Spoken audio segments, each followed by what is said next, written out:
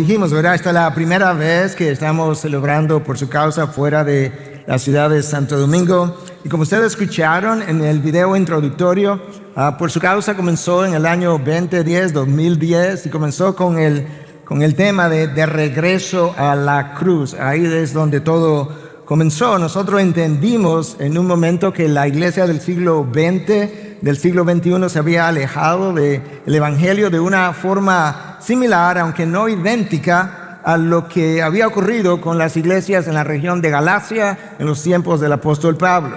En aquella ocasión el error consistió en querer volver a las obras de la ley y dejar a un lado el camino de la gracia por donde ellos habían trillado en el primer lugar.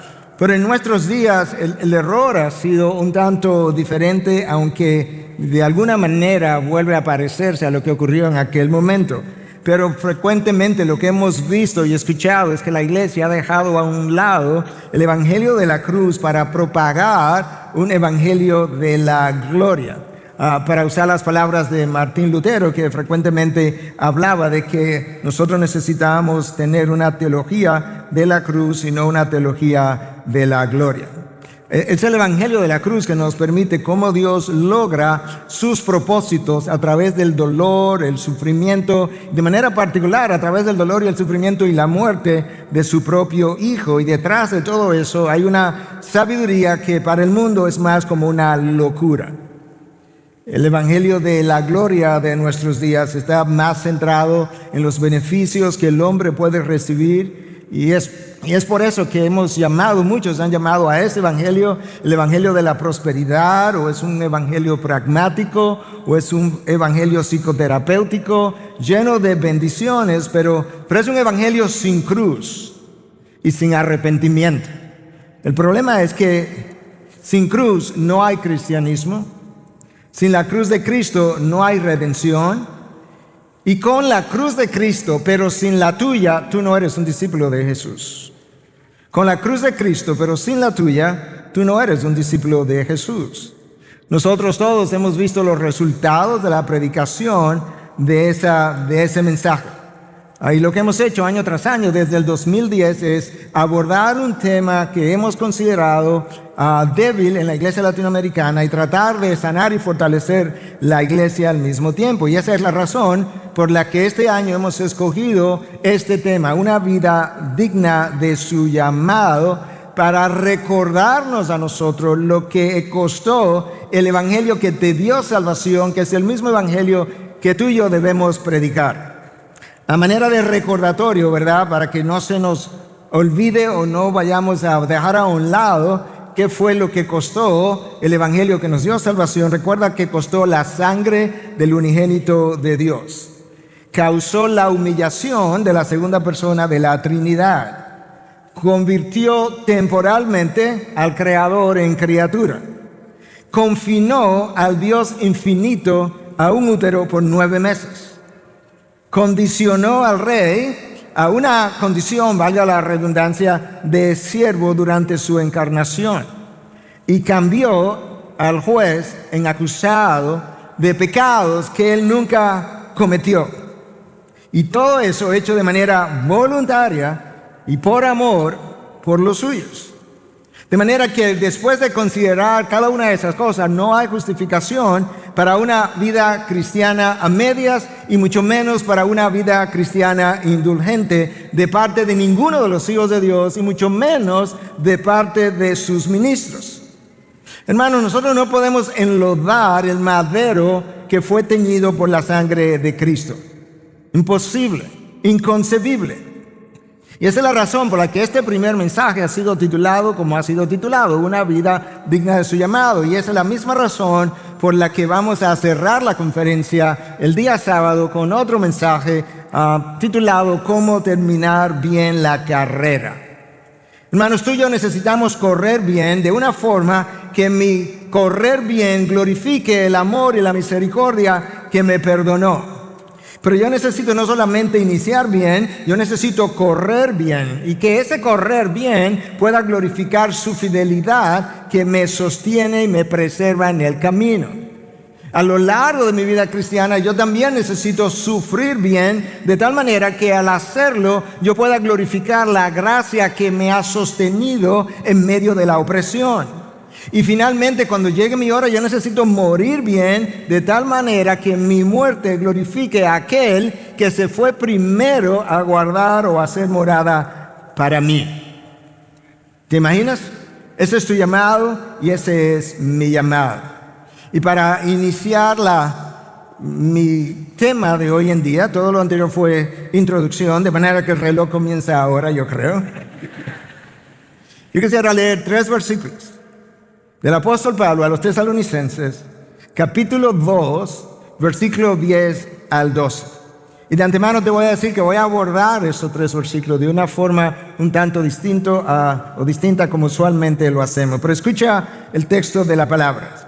Pablo escribe a los Tesalonicenses, primera carta, capítulo 2, del 10 al 12. Ustedes son testigos y también Dios de cuán santa, justa e irreprensiblemente nos comportamos con ustedes los creyentes. Saben además de qué manera los exhortábamos, alentábamos e implorábamos a cada uno de ustedes como un padre lo haría con sus propios hijos. ¿Para qué tú hiciste eso, Pablo? Escucha. Para que anduvieran como es digno del Dios que los ha llamado a su reino y a su gloria. Yo voy a tomar el texto y yo voy a abordar primero el versículo 12, el último de los 3 versículos que yo leí. Luego que aborde el versículo 12, me voy a enfocar, voy a cerrar el lente aún más en una sola palabra del versículo 12 y luego vamos a regresar al versículo 10. Yo quería decírtelo de antemano para que luego no te pierda en el camino. De manera que en el versículo 12, que es donde voy a comenzar, el apóstol Pablo les informa a ellos que ha vivido de una manera, ha proclamado el mensaje de una manera con un propósito, para que anduvieran como es digno del Dios que los ha llamado a su reino y a su gloria. La frase o palabra digno es una frase muy paulina. Y esa es la palabra más bien en la que yo quiero enfocarme. Y la pregunta es, ¿a qué se refiere Pablo con la palabra digno? Si es una palabra muy paulina, él debía haber tenido en su mente un significado particular. Y yo quisiera revisar contigo, en la medida que nos enfocamos en esa palabra, 3 o 4 pasajes donde Pablo habla acerca de cómo debiéramos vivir haciendo uso de la misma palabra, para que podamos llegar finalmente al entendimiento de lo que él nos está diciendo. En Efesios 4:1 él dice: yo pues, prisionero del Señor, les ruego que ustedes, aquí viene, vivan de una manera digna de la vocación con que han sido llamados. ¿Cuál vocación? Con la que han sido llamados. ¿Y cuál es esa vocación? Bueno, por un lado, nosotros fuimos nombrados, enviados como embajadores de Cristo, como si Dios rogara por medio de nosotros reconciliados con Dios. En otras palabras, mi hermano, tú eres el micrófono de Dios a un mundo ensordecido a su voz. Tú eres su micrófono y yo también. Fuimos llamados a caminar como hijos de la luz en medio de las tinieblas. Y es esa luz la que separa la verdad del error, es esa luz la que separa lo sagrado de lo profano. Andar en tinieblas es negar tu llamado. De manera que estamos definiendo cuál fue la vocación a la que fuimos llamados. Filipenses 1:29 nos dice que a nosotros se nos ha concedido no solamente creer en Él, sino también sufrir por Él. De manera que una de las cosas que yo tengo que considerar como parte de mi vocación es la cantidad de sufrimiento por el cual yo necesito atravesar en la medida en que Dios mueve su iglesia de donde está a su presencia. Pablo le escribe a los filipenses y le dice en 1:27: solamente compórtense, aquí viene, de una manera digna del evangelio de Cristo. De modo que, dice Pablo, ya sea que vaya a verlos o que permanezca ausente, pueda oír que ustedes están firmes en un mismo espíritu, luchando unánimes por la fe del evangelio. Recuerda que hemos estrechado el lente para enfocarnos en una palabra: digno. En este texto, Pablo me dice que yo necesito vivir a la altura del evangelio. Como ya nosotros vimos lo que costó escribir el Evangelio, entonces comienza a pensar que a la hora de tu vivir, tú debieras honrar la sangre que le costó, la vida que le costó al Padre, la vida de su Hijo, perdón. Tú debieras pensar o vivir a la altura de la vida que Cristo entregó en la cruz. Debes vivir a la altura de la gracia que se te entregó. Y luego les dice a los filipenses cómo ellos debieran hacer eso en la iglesia a la que él estaba escribiendo. Escucha, luchando unánimes en un mismo espíritu. Posiblemente Pablo ya había escuchado de la rivalidad que había en Filipo entre Síntique y Evodia. Él tuvo que escribir en el capítulo 2 y decirle a uno de los líderes maduros de la iglesia que fueran donde estas dos mujeres que habían sido compañeras de él en el Evangelio para que se pusieran de acuerdo, porque eso no honra el Evangelio. Y Pablo está diciendo desde el principio, hermanos, compórtense a una altura del Evangelio que los ha salvado. Y desde ya yo quiero decirte, nuestras divisiones no honran el nombre de Cristo, no honran el Evangelio de la cruz. La idea de la unidad del cuerpo de Cristo permea todo el Nuevo Testamento, permea la carta de Filipenses de una manera especial. Y yo quisiera simplemente mencionarte algunos de los pasajes, simplemente mención donde Pablo hace alusión a la necesidad que tú y yo tenemos de vivir en unidad. Tú lo encuentras en Romanos 12:5 y 12:12, Primera de Corintios 1:10 y 1:17, Segunda de Corintios 8:11, Gálatas 3:28, Efesios 2 del 11 al 22, y ya habíamos hecho alusión a Efesios 4:1. De manera que una y otra vez Pablo ha entendido que la única manera, una de las formas como tú y yo vamos a honrar el Evangelio y vivir a su altura es si nosotros nos mantenemos unidos. Escucha en Efesios 4:1 que ya leímos lo que sigue. Que vivan con toda humildad y mansedumbre, con paciencia, soportándose unos a otros en amor, esforzándose por preservar la unidad del Espíritu en el vínculo de la paz. El Evangelio de Cristo nos llama a la humildad, a la mansedumbre, a la paciencia, a la tolerancia, en amor, y que después que yo una todas esas cosas, yo pueda entonces esforzarme a hacer un esfuerzo. Pero escucha, ¿para qué? Para preservar la unidad del Espíritu en el vínculo de la paz. Escucha lo que el texto no dice para crear la unidad, sino para preservarla. La unidad fue creada por el Espíritu. Nosotros somos los que rompemos la unidad del cuerpo de Cristo porque ya nos fue dada en el Espíritu de Dios. Hermanos, la unidad no simplemente ocurre. La unidad no simplemente es fruto de congregarnos juntos. La unidad tiene que ser trabajada, tiene que ser cultivada, tiene que ser valorada y no puede ser hecha si tú y yo no vivimos en humildad, si tú y yo no exhibimos mansedumbre, si no nos soportamos unos a otros. Escucha la palabra, soportaos unos a otros. De manera que Pablo entiende que en nuestras congregaciones vamos a ver personas más difíciles que otras, pero que tenemos que aprender a soportarnos para preservar algo que estaría a la altura del Evangelio que nos unió.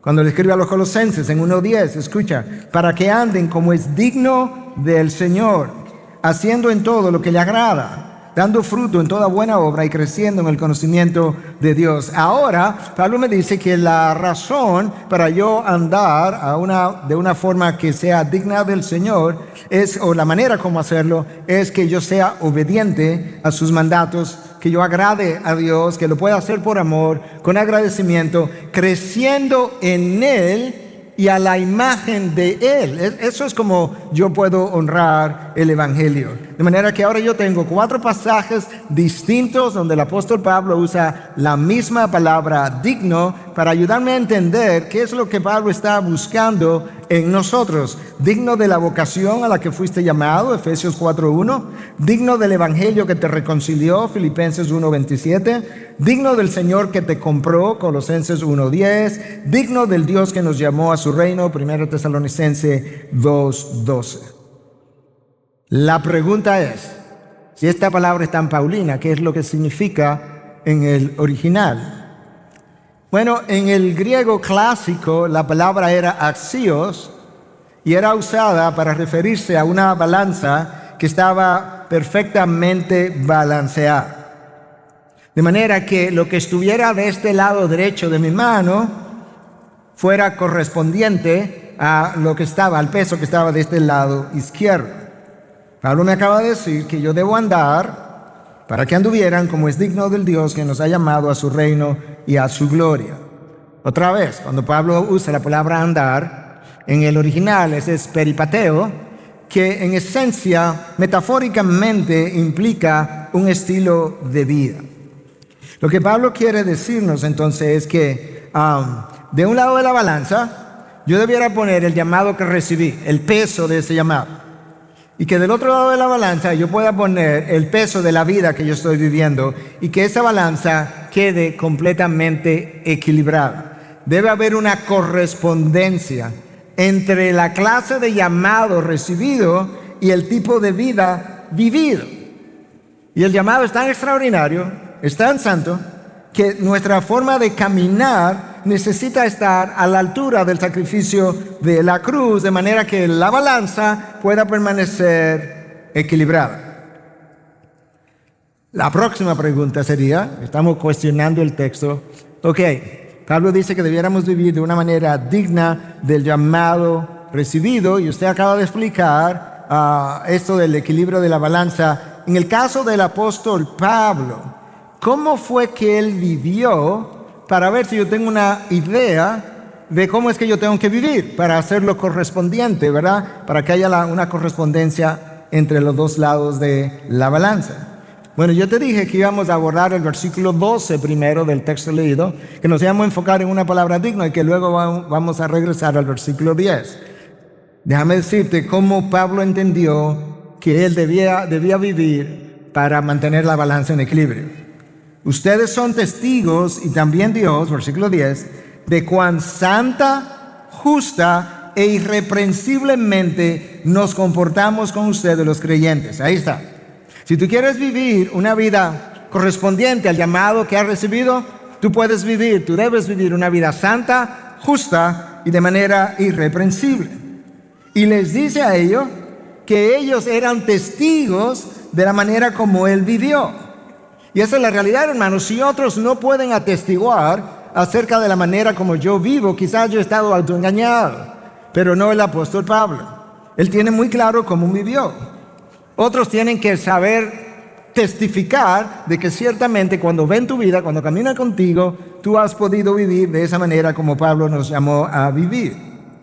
Y Pablo trae a colación entonces sus testigos. ¿Sabe por qué? Cuando él dice, ustedes son testigos.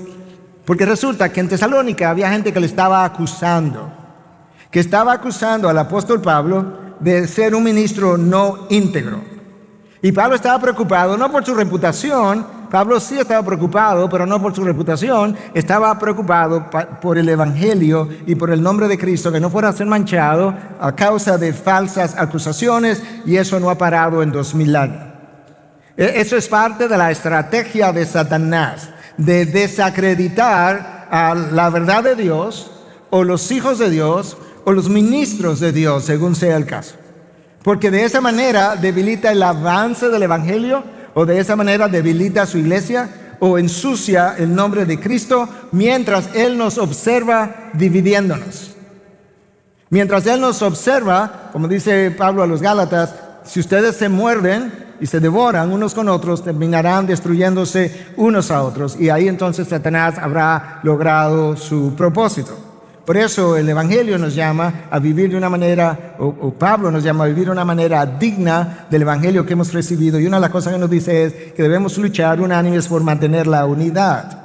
A Pablo no le importaba su reputación. Al final él sabe quién era su juez. Él sabe que su juez conocía la verdad acerca de su vida. Pero sí le preocupaba que otros pudieran manchar con acusaciones falsas el madero donde Cristo había derramado su sangre. Y si Cristo manchó el madero de su sangre, lo menos que tú y yo podemos hacer es manchar el mismo madero con sudor y con lágrimas santas a la hora de nosotros vivir, a la hora de ministrar el Evangelio, y sobre todo nosotros los ministros a la hora de cuidar las ovejas. Hermanos, nosotros los ministros, ahora para hacer un paréntesis, hemos sido llamados a cuidar ovejas que Cristo compró a precio de sangre. Y una de las cosas que Cristo dejó bien claro antes de partir a su Padre otra vez, fue la manera como yo como pastor y ustedes que están aquí como pastores pudieran pensar acerca de su llamado pastoral. Pero Cristo tuvo un encuentro con Pedro después de la resurrección, después que le había negado, y le pregunta a Pedro, ¿tú conoces la historia? Pedro, ¿tú me amas? ¿Tú me agapas? Pedro dice, Señor, tú sabes que yo te quiero. Pedro, ¿tú me amas? ¿Tú me agapas? Señor, tú sabes que yo te quiero. Bueno, el Señor Jesucristo ahora como que condesciende, cambia la palabra y dice, Pedro, ¿tú me quieres? Y él responde, Señor, tú sabes que yo te agapo, yo te amo incondicionalmente. Pero yo no quiero llamar la atención sobre eso ahora mismo. Yo quiero llamar la atención acerca de lo que Cristo le dijo. Estoy hablándole ahora momentáneamente a pastores. Lo que Cristo le dijo a Pedro que debía hacer.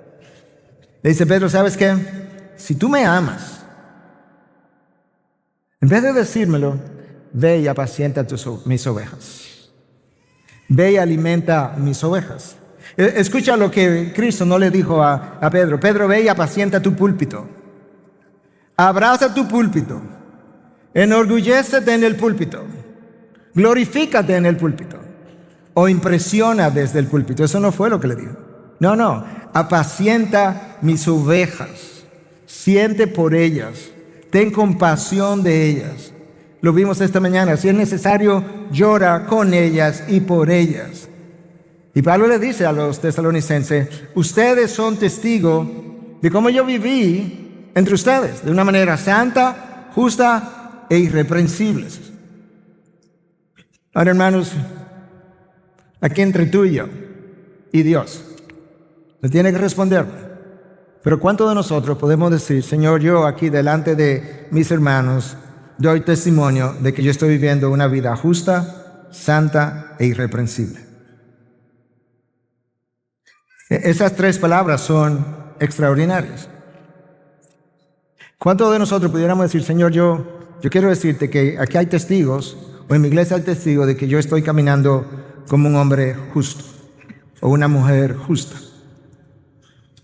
Hace unos años atrás, cuando ya R.C. Sproul estaba en sus últimos años, le escuché decir que él se había percatado que en sus días, dentro de las iglesias, no había mucha gente que tenía mucho interés de vivir de una manera justa. Sin embargo, cuando tú abres las páginas de la Biblia, Dios destaca a un Noé porque fue un hombre justo. Destaca a un Job porque fue un hombre intachable, apartado del mal. Destaca a un Daniel porque fue un hombre íntegro. Al esposo de María, José, le llamó un hombre justo. Hermano, sabes que ciertamente la justicia o tu justicia no te va a entrar al reino de los cielos.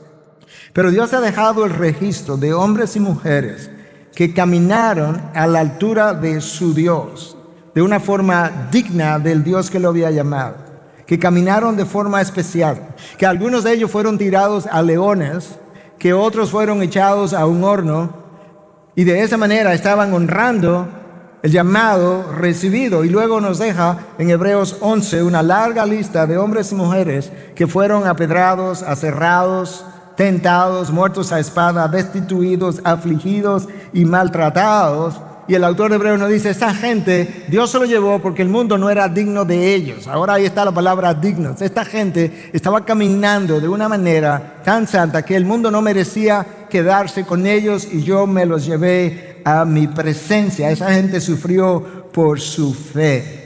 Esa gente entendió lo que Pablo quiso decir cuando le escribió a los Filipenses en 1:29, que a nosotros se nos ha concedido no solamente creer en Cristo, sino sufrir por Él. Y alguno estaría pensando, pastor, no entiendo, explíqueme eso otra vez.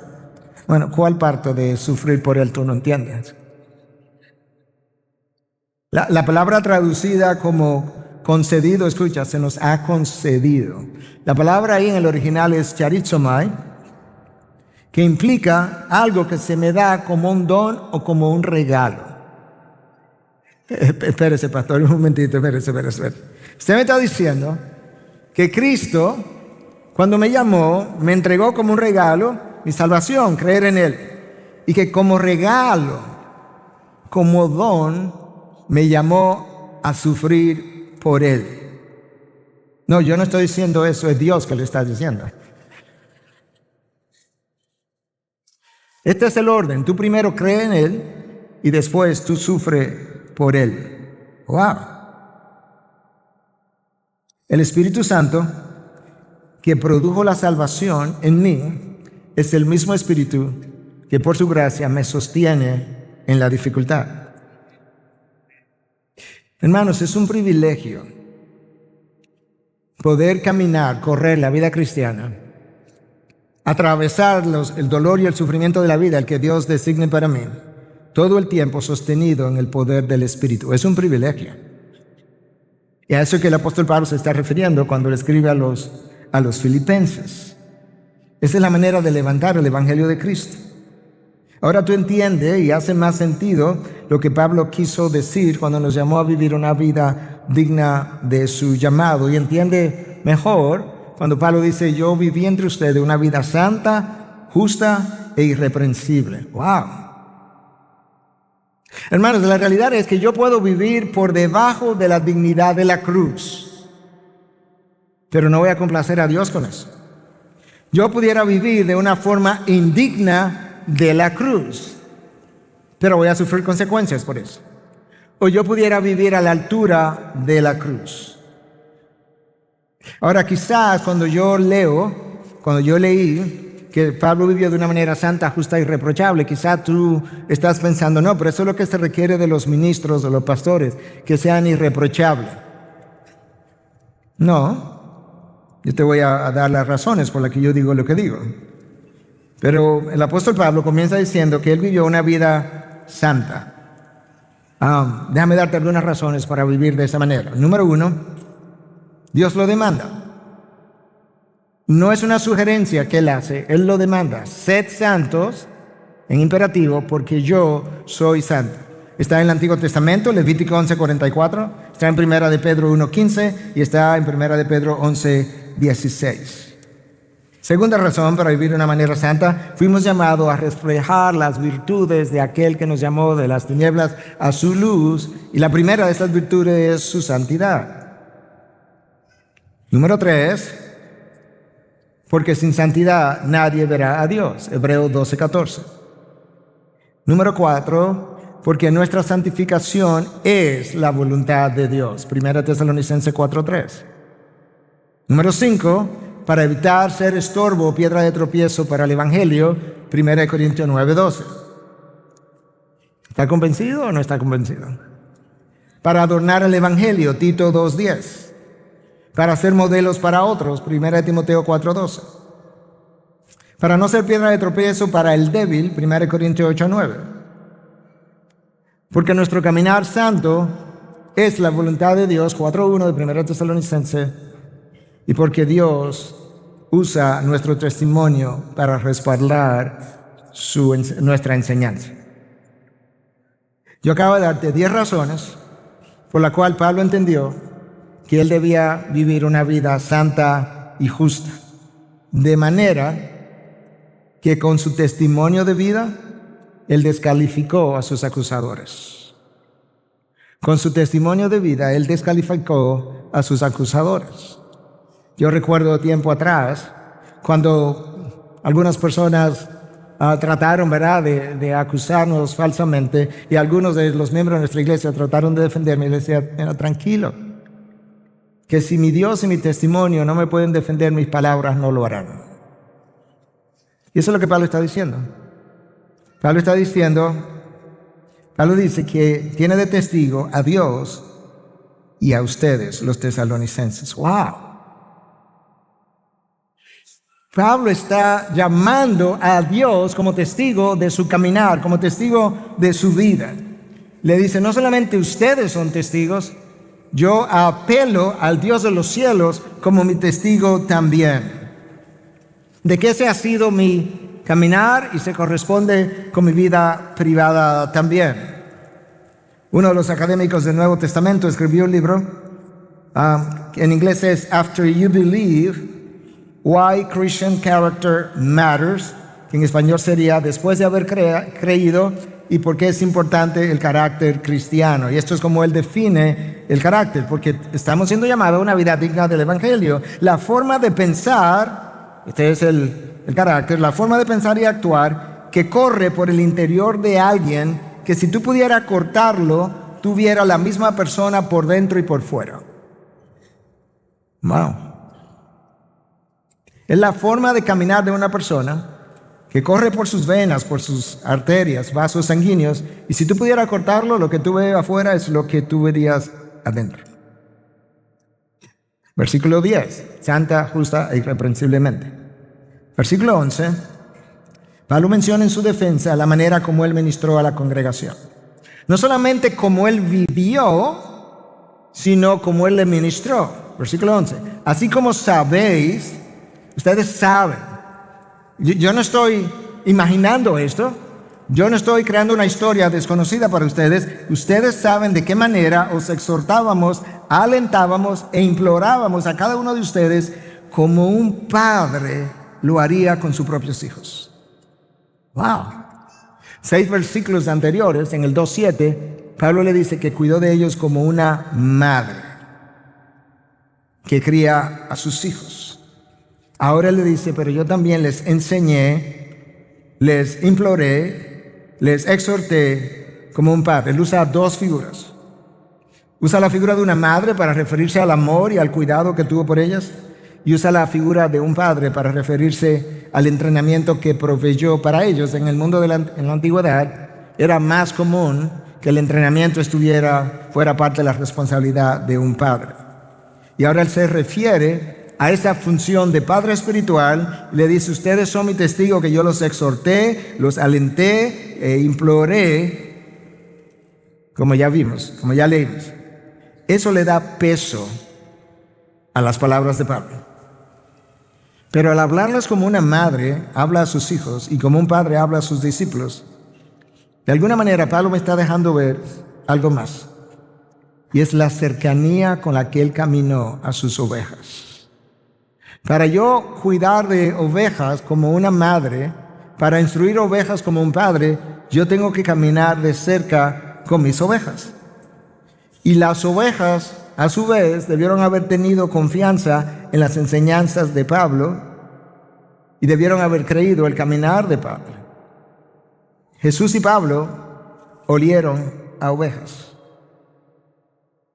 Sin elemento confianza, los tesalonicenses nunca hubiesen podido recibir de parte de Pablo las palabras que él les habló, que de acuerdo a lo que él nos dice en ese mismo capítulo 2, versículo 13, ellos la recibieron como la palabra de Dios y no como la palabra de los hombres, la cual hace su obra en vosotros. En otras palabras, esta congregación, descrita en el capítulo 1 de esta primera carta tesalonicense como una congregación cuya fe se había dado a conocer por todas partes, fue el resultado de que ellos recibieron el mensaje de Pablo como la palabra de Dios, por lo que era, y no como la palabra de los hombres. La única manera que eso pudo ser posible fue porque ellos habían visto a Pablo caminar y ministrar, confiaron en él y sabían que él no era alguien que le estaba engañando. Y por otro lado, sin el efecto o el elemento afectivo, él no hubiese podido hablarles como padre y como madre. De manera que Pablo apeló a 2 cosas con los tesalonicenses: a su forma justa, santa e irreprensible de vivir, y apeló a la manera como ministró entre ellos. Ahora, todo eso, para regresar al versículo 12 otra vez, fue para Pablo decir, esto es lo que yo quiero que tú entiendas, por qué viví así y por qué ministré así. Versículo 12, para que anduvieran como es digno del Dios que nos ha llamado a su reino y a su gloria. Por eso viví así, por eso le hablé así, porque al final yo quería que ustedes recibieran no simplemente un mensaje de buenas noticias, no, yo quería que ustedes anduvieran, peripateo, el griego que mencionamos, haciendo alusión a su estilo de vida, de forma tal que su estilo de vida estuviera a la altura del Evangelio y la balanza pudiera estar balanceada. ¿A qué fue que Pablo los llamó? Escucha otra vez. Anduvieran como es digno, llámale a la altura del Dios que te llamó. Piensa por un momento en ese Dios que te llamó. A la altura del Padre que te entregó a su unigénito. A la altura del Hijo que te entregó no solamente sangre, sino su propia vida. A la altura del Espíritu, ahí está la Trinidad completa. A la altura de la santidad del Espíritu que mora en ti. A la altura de la gracia y la misericordia con la que Dios te miró. A la altura del amor que llevó a Cristo a la cruz y llevó a Cristo a buscarnos. Y a la altura de la gloria de su nombre. Hermanos, la mayoría de los hijos de Dios viven una vida bastante ordinaria. Pero Dios es extraordinario. Si Dios es extraordinario y yo vivo una vida ordinaria, yo no estoy viviendo a esa altura. Yo no estoy viviendo de una manera digna del Dios que me llamó. Lo increíble es que muchos de los hijos de Dios viven una vida ordinaria, pero esperan bendiciones extraordinarias. Muchos hoy en día viven una santidad promedio, pero nunca excepcional. Yo no dije perfecta,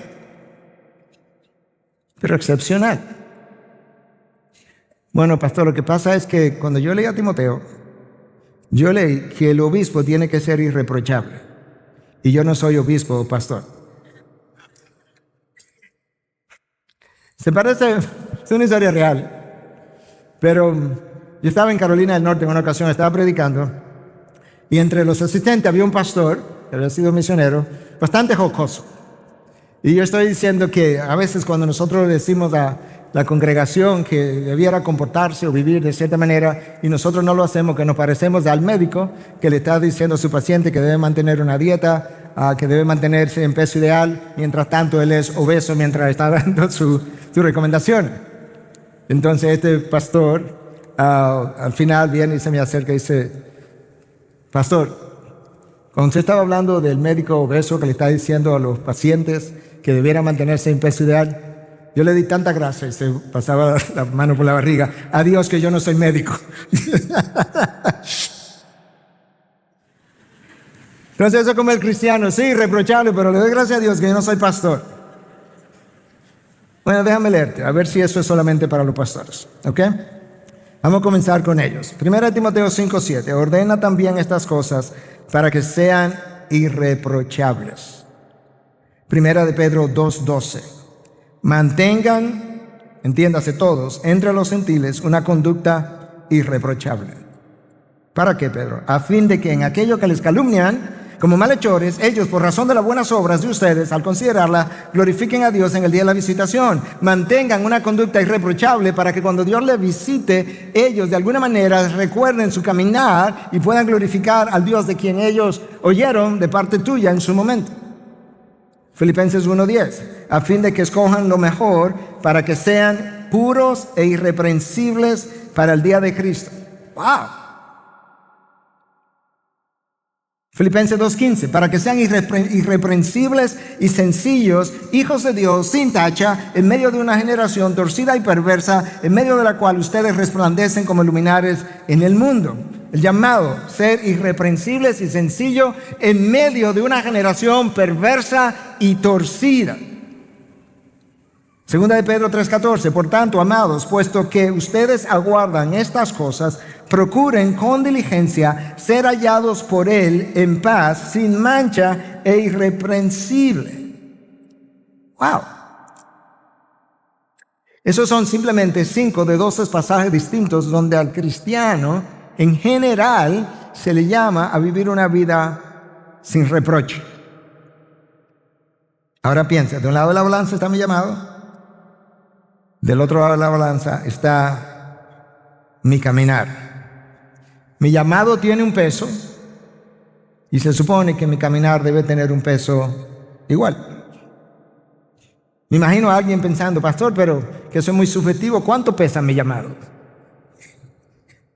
Y yo te voy a decir, ¿ok? Dios te llamó de la eternidad, desde la eternidad, y te hizo un llamado irrevocable. Ahí hay una consistencia en su llamado que es desde la eternidad hasta la eternidad. Mi llamado no cambia. Dios espera entonces que tu caminar tenga consistencia. Nadie es perfecto, pero Dios no espera. Yo no sé si tienen esa palabra aquí en México o en otras naciones. No espera un yoyo. ¿Sabes lo que es un yoyo? Sí, ok, gracias. Mi vida no puede ser un yoyo. Para que esté a la altura, yo necesito exhibir una cierta consistencia de caminar, porque mi llamado es consistente desde la eternidad hasta la eternidad. Yo no fui llamado para caminar bien a veces, o algunas veces, ni siquiera la mayor parte de las veces. El carácter no cambiante de Dios, al que yo represento, demanda una cierta constancia de carácter en mi vida. No lo voy a hacer perfectamente, pero debo luchar para alcanzarlo, confiando en el Espíritu y haciendo uso de su gracia. En segundo lugar, tú fuiste llamado por gracia sin merecerlo, no había ninguna condición en ti ni en mí que valiera la pena para Él salvarme. Si mi llamado fue incondicional, a la hora de yo responder a mi llamado, yo debiera responder de manera incondicional. Señor, aquí estoy yo, ¿qué tú quieres de mí? Señor, aquí estoy yo, ¿qué tú quieres que haga? ¿Qué tú quieres que cambie? ¿A dónde tú quieres que vaya? ¿A quién tú quieres que ministre? ¿Qué tú quieres que deje atrás? De manera incondicional, porque así me llamaste. Y si mi llamado fue por gracia, Dios espera entonces que a la hora de yo tratar al otro, yo lo trate con gracia. Que yo valore la imagen de Dios en el otro y le pueda dar la misma gracia con la que yo fui tratado, buscado, recibido. Que yo pueda servirle al otro por gracia como Cristo lo hizo a su paso por la tierra. No olvides que la palabra digno en el griego clásico, era axios, que implicaba, ya te dijimos, una balanza equilibrada. Si nosotros fuimos llamados de las tinieblas a su luz, mi caminar entonces tiene que ser como Cristo dijo, tú eres la luz del mundo. Cuando Él estuvo aquí, Él dijo, yo soy la luz del mundo. Pero después que Él se fue, Él estaba diciéndonos a nosotros, no, ustedes son la luz del mundo, porque ustedes están en Cristo, en mí. Yo te doy mi luz para que tú vayas e ilumine la oscuridad de este mundo. Y Cristo me hizo un llamado santo, como ya vimos. Él espera entonces que mi caminar sea ejemplo para los demás. ¿En cuáles áreas, pastor? Bueno, yo te voy a decir lo que Pablo le dijo a Timoteo. Pablo le escribe a Timoteo cuando era joven y le dice que nadie desprecie tu juventud. Sé ejemplo.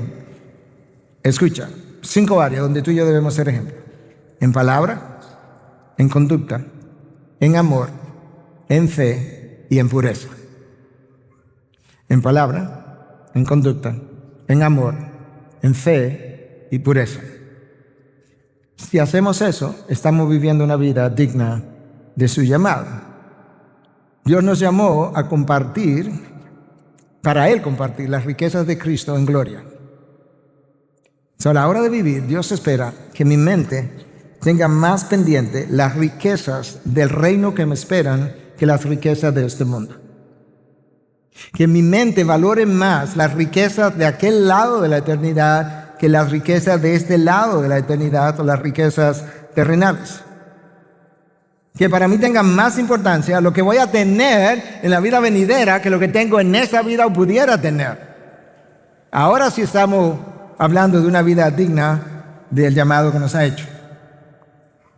Hermanos, si hay algo que nosotros necesitamos entender, y sobre todo viendo algunos de los últimos tropiezos de personas conocidas, yo necesito no solamente conocer las doctrinas de memoria, yo necesito conocer al Dios detrás de la doctrina y luego caminar sobre las pisadas, las huellas que Cristo dejó en este mundo, como Pedro me dice, que debiera pisar tras sus huellas. Si Cristo caminó de esa manera, a ello debo poner mi pie. De esta manera, a ello debo poner mi pie. Eso es lo que Pedro nos está diciendo. Lamentablemente, como siempre ocurre, el tiempo se ha ido. Yo quiero terminar con 5 preguntas. 5 preguntas que yo quisiera que tú te hicieras delante de Dios, porque estamos comenzando el fin de semana. De manera que esto es como un buen arranque, porque tengo todo el fin de semana para responder estas preguntas. Aquí va. Número 1. ¿Tú crees que es importante que camines de manera irreprensible delante de Dios? Ese es el llamado en todos los versículos que te leí y otros que por razón del tiempo no leí. ¿Sí o no? ¿Estás caminando de manera irreprensible? ¿Crees que tu patrón de vida es digno o congruente con el Dios que clavó a su Hijo en una cruz para tu salvación y la mía? ¿Tú crees que es congruente? No con la mayoría de los cristianos, no con el Dios que clavó a su Hijo en una cruz. Si el resto de la iglesia supiera cómo estás caminando hoy en privado, ¿cuál sería la opinión de tus hermanos acerca de ti? Si el resto de la iglesia tuviera un patrón de vida como el tuyo, ¿dónde estaría tu iglesia hoy? ¿O cuál sería la reputación de tu iglesia? ¿Crees que tu mente piensa en todos los ámbitos a través de los valores del reino? ¿O simplemente lo pienso cuando voy a un estudio bíblico, cuando estoy en la iglesia y el resto de la semana conforme a los valores del mundo? ¿Podrías decir con Pablo que tienes una conciencia tranquila, escucha, delante de Dios y delante de los hombres? Tú podrías decir que tienes una conciencia tranquila delante de Dios y delante de los hombres. Hermanos, si no es así, tú y yo tenemos que comenzar a arrepentirnos, porque no estamos viviendo una vida conforme o a la altura de o digna de el Evangelio de Cristo, de su gracia, del Dios que nos llamó, de la vocación a la que fuimos llamados.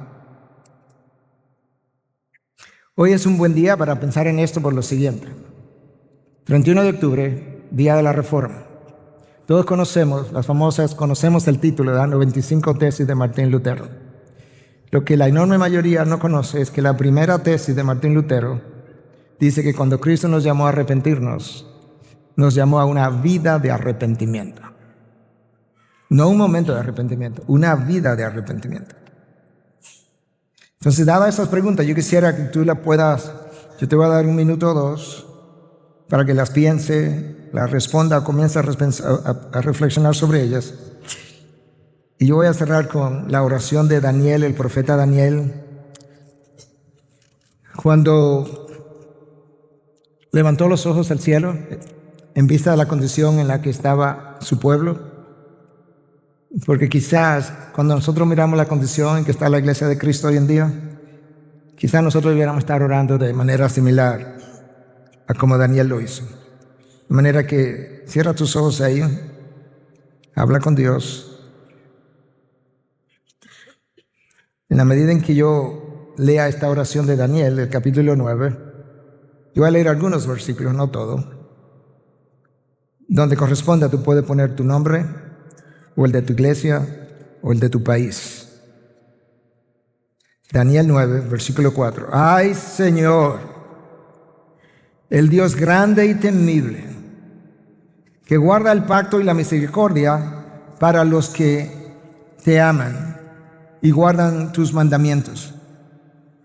Hemos pecado, hemos cometido iniquidad, hemos hecho lo malo. Nos hemos rebelado y nos hemos apartado de tus mandamientos y de tus ordenanzas. No hemos escuchado a tus siervos, los profetas, que hablaron en tu nombre a nuestros reyes, a nuestros príncipes, a nuestros padres y a todo el pueblo de la tierra. Oh Señor, versículo 16. A todos tus actos de justicia, apártese ahora tu ira y tu furor de tu ciudad. Pon el nombre de tu ciudad ahí, Jerusalén, de tu santo nombre. Versículo 18. Pues no es por nosotros o no es por nuestros propios méritos que presentamos nuestras súplicas delante de ti, oh no, sino por tu gran compasión. Oh Señor, escucha. Señor, perdona. Señor, atiende y actúa. No tardes, por amor de ti mismo, Dios mío, porque tu nombre se invoca sobre tu ciudad y sobre tu pueblo. Oh Dios, reunidos estamos por 3 días. Escucha la intercesión de tu pueblo. Ten misericordia, ten piedad sobre tu iglesia. Ten piedad sobre nuestras ciudades. Ten piedad sobre nuestras naciones. Oh Dios, voltea el corazón de los hombres, de las mujeres, de los jóvenes y de los niños a ti, por amor a ti mismo. Porque es sobre este pueblo que llamamos iglesia, que se invoca tu nombre. Ayúdanos, oh Dios. Danos a Latinoamérica para Cristo, o nos morimos, como pedía John Knox, por Escocia. Señor, ayúdanos a recordar que somos los embajadores de Cristo y que tú nos dejaste una gran comisión para ser llevada hasta los confines de la tierra. Pero transfórmanos primero antes de ir, de manera que podamos, cuando lleguemos allá, podamos no solamente proclamar tu evangelio, sino también vivir entre ellos una vida justa, santa e irreprensible, para que ellos también puedan volver sus ojos y sus corazones a Cristo, para tu gloria.